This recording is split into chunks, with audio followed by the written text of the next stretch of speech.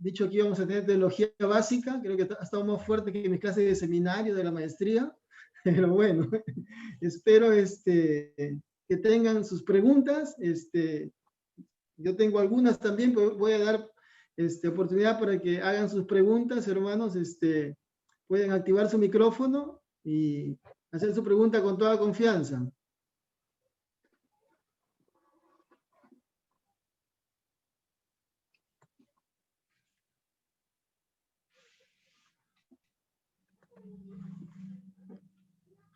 Sí, sí, hermano César,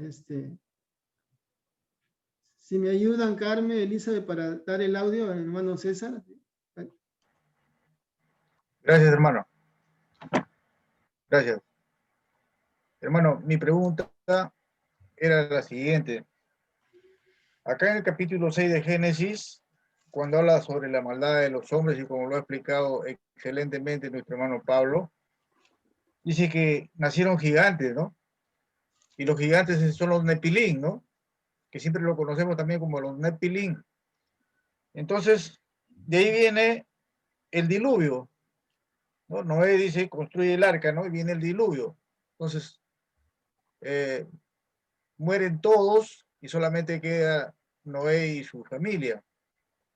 ¿Y cómo es que verdaderamente después aparecen gigantes también, como el caso de Goliat, ¿no? Al cual David lo mató, ¿no? Y aparte de Goliat, también creo que sus hermanos de Goliat eran gigantes y también fueron muertos. Toda esa raza híbrida, como dice nuestro hermano Pablo, de gigantes, ¿no? ¿Cómo es que por medio del linaje de quién, de los hijos de Noé, se infiltró un gigante? Esa es la pregunta que siempre me he hecho, ¿no? Y bueno, espero que de repente puedan resolverla. Gracias. Gracias, hermano. Sí, definitivamente pareciera ser una raza distinta, y no estamos hablando de Acuña por si acaso. Pareciera ser que existe en el código genético de los hombres algunas desviaciones, diríamos, que produce gigantes. Pero hablando del capítulo 6 es algo específico, es algo propio del contexto inmediato de ello. A los Nefilim son llamados los caídos. Algunos sugieren que que los gigantes que se llaman, por ejemplo, los Anakim, que está más adelante, perdón, los Anakim son los descendientes de estos. Bueno, hay diferentes posturas al respecto, pero yo me atrevería a decir que el contexto inmediato de los Nefilim es propiamente un resultado de una intervención demoníaca. Y pueden ir ustedes a pasajes en Judas, ¿ok? Si ustedes, algunos desearían chequear esto, y eso lo utilizo en mis clases de angelología, pasajes, por ejemplo, que se mencionan allí sobre en segunda de Pedro 2:4 y Judas 1:6, si quieren anotarlo, pueden comparar. Segunda de Pedro 2 hace mención a Noé y qué es lo que ocurrió allí. Y se menciona que esos ángeles de ese tiempo, no dice específicamente que eran ellos, pero inferimos que sí fueron estos ángeles que se atrevieron a abandonar su posición espiritual y por lo tanto son las primeras posesiones demoníacas, diríamos. Y tienen relaciones, y eso es lo que son los Nefilim propiamente dicho. Ahora, lo que viene después de Noé sería más en relación a descendencia de la descendencia de uno de los hijos de Noé, que sería Cam, ¿no? Sería ya un contexto distinto. Gracias, Pablo. ¿Alguna otra pregunta, hermanos? ¿Alguien que quiera hacer alguna acotación?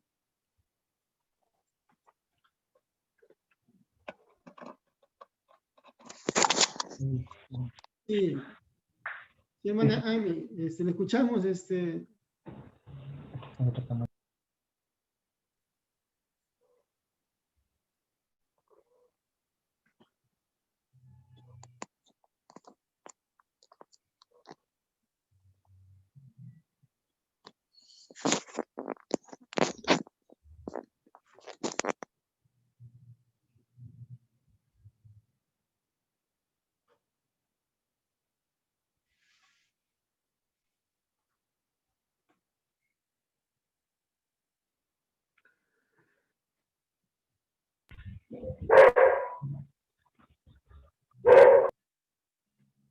Los animales no pueden preguntar, hermano, solamente está permitido para nosotros las preguntas, así que okay.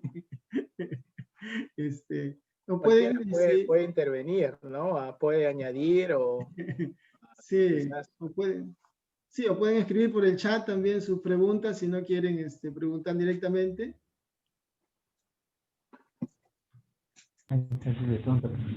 Hermano, yo quiero hacer una pregunta. Buenas noches, Hermana, hermanos. buenas noches, adelante, hermana.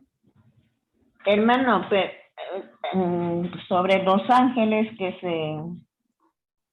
tuvieron relación con los hijos de los hombres.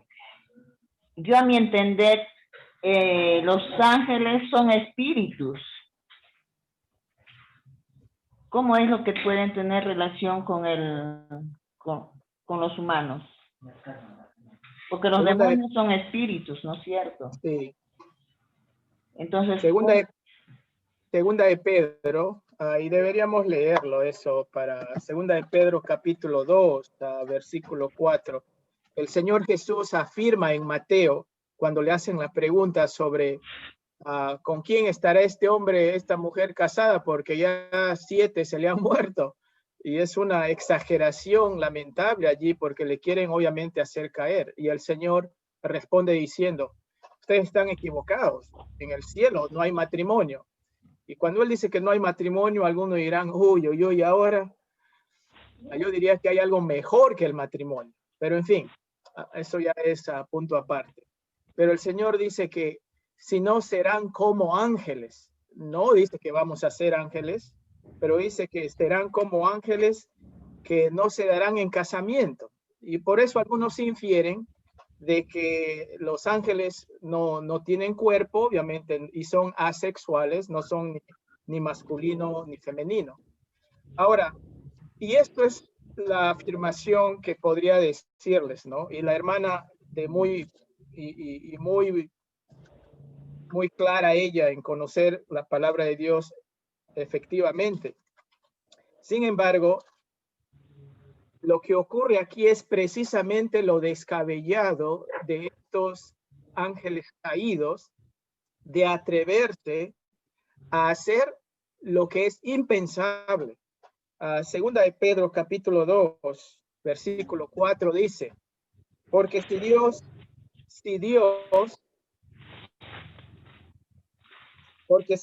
no perdonó a los ángeles que pecaron, no se afirma cuál es el pecado a propósito, pero sí más o menos se dice, fíjense lo que dice, no perdonó a los ángeles que pecaron, sino que arrojándolos al infierno, los entregó a prisiones de oscuridad para ser reservados al juicio. ¿Qué ocurre aquí?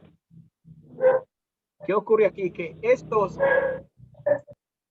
estos ángeles han hecho lo impensable y por eso es que esto es lo que se llama como la parte del infierno, la parte más baja. La parte más baja del infierno, la palabra original es tártaros.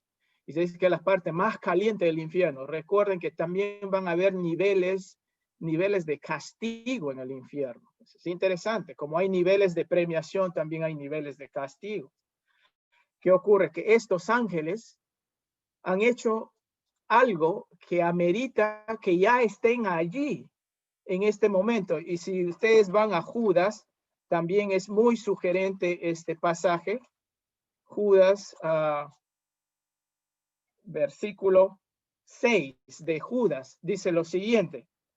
Y a los ángeles que no guardaron su dignidad. La dignidad de un ángel es mantenerse tal como está, pero estamos hablando de hijos de Dios que no son hijos de Dios elegidos, ellos son los ángeles condenados, diría. Versículo 6, y a los ángeles que no guardaron su dignidad, sino que abandonaron su propia morada. Y por esto es que digo y sugiero que efectivamente lo que ocurrió en Génesis 6 es efectivamente ángeles no pueden tener cuerpo, pero aquí estos ángeles sí abandonaron su morada común, que es ser seres espirituales, y ahora se atrevieron a poseer a hombres. ¿Y qué ocurrió? Los ha guardado bajo oscuridad en prisiones eternas. ¿Para qué? Para el juicio del gran día. Entonces, efectivamente, los seres espirituales no pueden tener cuerpo, pero por eso son ángeles caídos, son demonios que han poseído cuerpos de hombres, y por eso es que ellos pudieron tener estos nefilim, que son los caídos al cual se refiere en Génesis 6. Y yo veo que es una conexión con lo que el diablo está haciendo, tratar de interrumpir la llegada de la semilla. Es la primera, digamos, guerra biológica que ocurre allí a un nivel molecular. Gracias, Pablo. ¿Alguna otra pregunta, hermanos? Aquí hay una pregunta, dice, ¿podrías explicar un poco más cómo la descendencia de Abraham ha bendecido a todas las naciones, en especial la idea de la inclusión de los creyentes dentro del pueblo de Dios? Bueno, sabemos que el Señor Jesucristo vino del linaje de Abraham. Y el Señor Jesucristo continúa siendo nuestro Salvador es un judío. Él vino con la apariencia de judío, se vistió como judío, habitó en mundo judío. Y la bendición grande es ya en referencia a lo que conocemos como el nuevo pacto, ¿no? Con la muerte de Jesucristo, abriendo salvación para todo el mundo. Y hay una afirmación aquí en cuanto a la tierra y en cuanto a la nación misma, porque un día el centro del mundo no va a ser Washington, D.C., no va a ser Estados Unidos. Aunque los incas pensaban que el ombligo del mundo es el Cusco, nunca lo va a ser. El centro del mundo va a ser Israel, lo dice la palabra de Dios. Y un día las naciones vamos a ver como bendición estar conectados a Israel. Bueno, es el aspecto escatológico también en cuanto a la promesa, que lo vamos a seguro ir desarrollando también conforme pase el tiempo. Gracias, Pablo. ¿Otra pregunta, hermanos? ¿O algún comentario?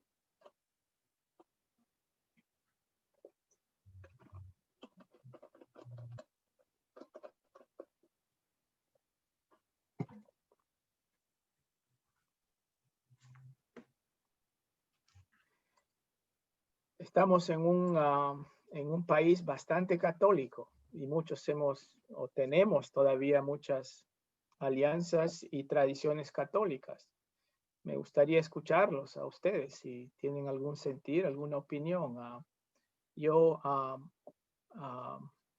exhorto a mis hermanos cristianos, evangélicos, protestantes, a tener una mayor reverencia a María como mujer, que debemos tener esa misma actitud de ella. Pero sí lo que discrepo es la exageración de parte del sistema católico, que, bueno, ellos arguyen que es más basado en tradición, que la tradición es un gran fuerte para decisiones dogmáticas en la tradición católica. Y ahí es el resultado, por lo tanto, de la elevación de María hasta hacer corredentora al mismo nivel que el Señor Jesucristo, pero en la práctica para muchos hasta mayor que el Señor Jesucristo.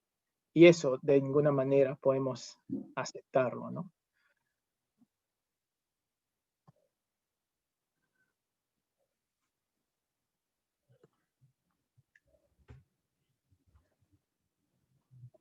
Una pregunta, Pablo. Empezaste mencionando el protoevangelio y sin duda Satanás no es omnisciente, ¿no? O sea, pero ¿qué tan consciente es Satanás de que su fin ya está cerca, ¿no? ¿Y qué está haciendo en función a ello? Bueno, Satanás es tan testarudo y tan burro, diría, que hasta ahora continúa tratando de desacreditar, de interrumpir los planes de Dios, ¿no? Ellos saben, cuando el Señor Jesucristo se manifestó, los demonios en uno de esos encuentros dicen: Jesús, ¿para qué has venido? Nuestro tiempo todavía no ha llegado. O sea, los demonios saben que ya han sido vencidos, pero continúan, y yo creo que es parte del plan de Dios en este desarrollo redentor de su promesa hacia los hombres, ¿no? es esa lucha del bien y el mal que soberanamente el Señor lo está permitiendo, también está dentro de sus planes, y creo que es para la definición de los hombres el ir, como dije, sujetándose, encarrilándose, encaminándose en este plan de Dios de salvación por medio de la semilla. Gracias, Pablo. Bien, hermanos, si no hay más preguntas, vamos a terminar ya orando. La próxima semana vamos a continuar. Lo que sí les voy a pedir, hermanos, es que por favor tratemos de conectarnos de manera puntual a las 7:30, porque si nos conectamos más tarde, como que nos perdemos, ¿no? Y no seguimos la hilación del tema. Entonces les pedimos por favor que traten de conectarse 7:30 en punto, y para la próxima semana vamos a tocar un tema hermoso, hermanos, como es el Éxodo. Así que como tarea, como buenos estudiantes que somos de la palabra de Dios, durante estos 7 días que nos quedan, o 6, vamos a leer todo el Éxodo. Solamente son 40 capítulos, así que les pido por favor, hermanos, que puedan leer todo el Éxodo, y los más estudiosos leen Hebreos también, ¿no? Porque hay una conexión ahí también, ¿no? Con el libro de Hebreos, pero lo mínimo que podemos hacer es leer todo el Éxodo para estar enfocados en el tema, ¿sí? Porque es un tema muy, muy amplio, que tiene mucha bendición para nosotros. Entonces, vamos a hacer el esfuerzo. Antonio. Sí. Hermano Antonio. Así, hermana Isabel, ¿quieres hacer una pregunta? Sí, hermana Isabel. Sí. La hermana Isabelita, mi tocaya, quiere hacer una pregunta y yo me quedo con la inquietud. A ver, hermana Isabel, le escuchamos. Hermano, buenas noches, hermanos. Yo más que todo quería animarnos todos, ¿no? Pero aún conociendo que hay nuevos creyentes, hay nuevas personas que están conociendo al Señor en el grupo, que la palabra de Dios no miente. Y vemos que, como dice su palabra, ¿no? Hablando de María, hablando de otros temas, no nos muestra la palabra adoración a María, ¿no? Nos muestra respeto, agradecimiento por ser la madre de nuestro Señor Jesús, pero siempre pensando en todos, ¿no? Como nuevos también, como nosotros en algún momento fuimos nuevos, que hay cosas que no entendemos aún, no entendíamos en ese tiempo, pero animarnos, ¿no? Animarnos todos a saber que la palabra de Dios es la que nos va a dar las respuestas también, y el Señor mismo a través de ella. Gracias, hermanos, por todo. Gracias, Pablo, por el mensaje también. Permítame, Antonio, bueno, aquí dice algún comentarios y preguntas, ¿no? Dice, es bastante difícil balancear en mi corazón el respetar a María sin pensar en la imagen que la Iglesia Católica ha puesto en mi mente. Pero siempre tomo de ejemplo que ella ha dicho, he aquí la sierva del Señor, sin ponerse por encima de Cristo ni de Dios. Y luego también dice, y mi espíritu se regocija en Dios, mi Salvador. En Lucas, reconociendo su necesidad de un Salvador. Bueno, la teología católica lo explica y bueno, no voy a tomar tiempo, pero ellos tratan de explicar eso también. No está hablando de una salvación de pecado porque saben que ella nació sin pecado de acuerdo a ellos, sino más bien es algo que es extendida a ella por medio de su Hijo. Bueno, tienen su forma de explicar. Y en cuanto a su adoración, como decía la hermana, ellos separan el tipo de adoración a María en cuanto a la oración hacia Dios, a Jehová. Otra pregunta aquí. ¿En qué parte de la Biblia dice que Elí era padre de María? Porque en Mateo, Jacob es de José. Sí, lo mencioné. Mateo 1 sería la genealogía de José directamente. Y en Lucas 3, empezando en el versículo 23, si no me equivoco, ahí menciona de que José era hijo de Elí. Los estudiosos recolectan que ese Elí es más en referencia al padre de María, porque ya sabemos que el padre de José se llamaba Jacob, y eso está en Mateo 1, y es José referencial allí, porque a través del varón usualmente se hacía ello, y eso es lo que recojo de los estudiosos, y eso es común que se reconoce que Lucas 3 es más la descendencia de María. Y bueno, hay mucho más aquí que podría decirlos, pero quiero aquí mencionan que es intermediada por la acción de pedir en las bodas de Caná a Jesús cuando se acabó el vino. Sí, una observación aquí, otro hermano, efectivamente, ¿no? Ellos dicen, de la misma manera como alguien que va y pide a su madre, ¿no? Para interceder, eso es común entre nosotros, ¿por qué no también utilizar a María como la intercesora, ¿no? Bueno, quizás podemos entender en este mundo horizontal que podríamos recurrir a ese tipo de relaciones, pero aquí estamos hablando de la salvación misma de pecados, y allí creo entra la exageración propia del sistema católico, ¿no? Bueno, eso era el repaso que he podido ver aquí, Antonio, que me enviaron. Sí, no, gracias, Pablo. De verdad que es todo un tema. Ojalá podamos, Jared, Pablo, en un momento tocar este tema exclusivo de la Iglesia Católica, porque, como dijo Pablo, vivimos nosotros inmersos en una cultura, ¿no? Con una tradición muy fuerte del catolicismo, y sí, sería bueno que en una oportunidad hablemos específicamente de este tema. Pero gracias, Pablo, de verdad que ha hecho un esfuerzo bastante grande por llevarnos, ¿no? Desde Génesis, ¿no? Hasta nuestro Señor Jesucristo, y estemos, hermanos, como le digo, aprovechando este tiempo, pero les digo honestamente, es muy difícil para los que estamos enseñando en tan poco tiempo poder abarcar temas tan amplios, ¿sí? Entonces, por eso es que depende de nosotros que sigamos leyendo, sigamos escudriñando las escrituras para poder sacarle más provecho a este tiempo. Hermana Isabel, sí, Solís. Algo muy importante también, hermanos, buenas noches, muy rica la enseñanza realmente. Gracias al Señor, gracias Pablo.